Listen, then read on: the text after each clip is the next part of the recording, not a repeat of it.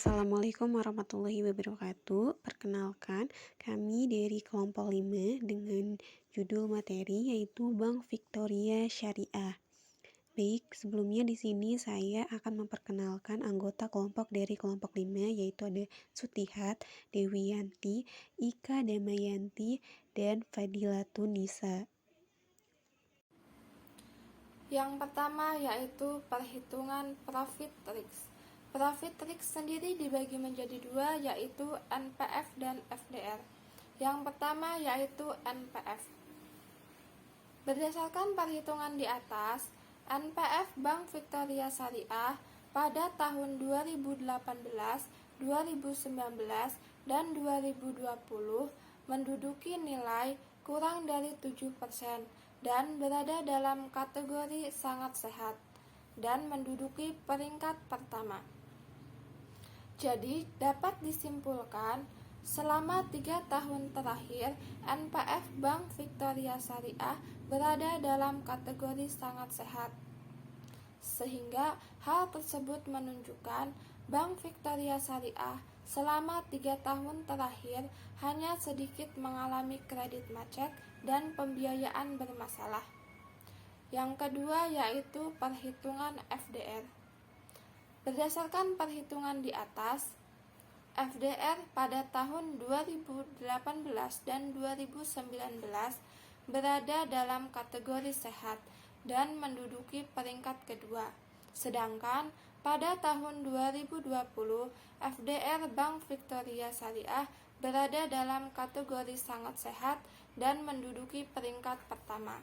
Jadi, dapat disimpulkan perhitungan FDR Bank Victoria Syariah selama 3 tahun terakhir berada dalam kategori sehat. Sehingga hal tersebut menunjukkan Bank Victoria Syariah memiliki cukup modal untuk memenuhi semua kebutuhan dana masyarakat.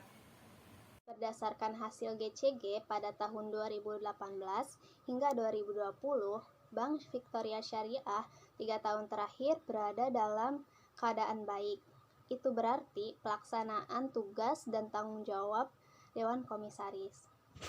Pun berdasarkan ROA pada tahun 2018 hingga 2020, Bank Victoria Syariah keadaan tidak sehat. Hal tersebut, Bank Victoria Syariah tidak bisa mengelola aset yang dimiliki dengan baik untuk mendapatkan laba. Selanjutnya yaitu Net Operating Margin, disingkat dengan NOM. Untuk mendapatkan NOM, terlebih dahulu diketahui pendapatan bunga bersih dibagi dengan rata-rata aktiva produktif dikali 100%. Pada tahun 2018, nilai NOM-nya 0,64%. Pada tahun 2019, nilai NOM-nya yaitu 0,18%. Pada tahun 2020, nilai NOM-nya yaitu 0,50%. Berdasarkan hasil perhitungan di atas, maka dapat diketahui hasil pemeriksaan rasio NOM Bank Victoria Syariah pada 3 tahun terakhir berada di kategori tidak sehat. Yang selanjutnya yaitu Capital Adequacy Ratio. Capital Adequacy, untuk menghitung capital adequacy yaitu dibutuhkan informasi keuangan, yaitu membagi modal bank sama aktiva, dan yaitu modal bank dibagi sama total dikali 100%. Pendapatan modal bank atau capital adequacy pada tahun 2018 mendapatkan 22,07.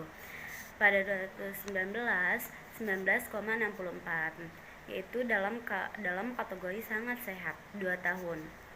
Dan yang selanjutnya pada tahun 2020 mendapatkan 26,60 dalam kategori sangat sehat juga.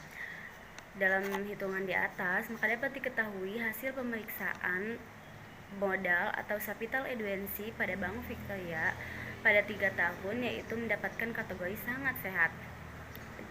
Jadi bank memiliki cadangan modal yang cukup atau yang kuat yang telah ditetapkan oleh Bank Indonesia dengan ketentuannya yang telah ditetapkan oleh Bank Indonesia. Selanjutnya yaitu produk-produk yang ada pada Bank Victoria Syariah yang memberikan keuntungan kepada Bank Victoria Syariah. Produk-produk pada Bank Victoria Syariah terbagi menjadi dua produk, yaitu produk pembiayaan dan produk pendanaan. Produk pembiayaan yang menggunakan akad mudharabah musyarakah yaitu seperti produk komersial, kepemilikan mobil, kepemilikan multiguna, KPR, dan UKM.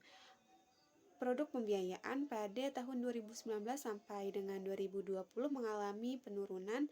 Selanjutnya yaitu produk pendanaan pada Bank Victoria Syariah. Produk pendanaan yaitu seperti giro, tabungan wadiah, tabungan plan, dan tabungan bisnis.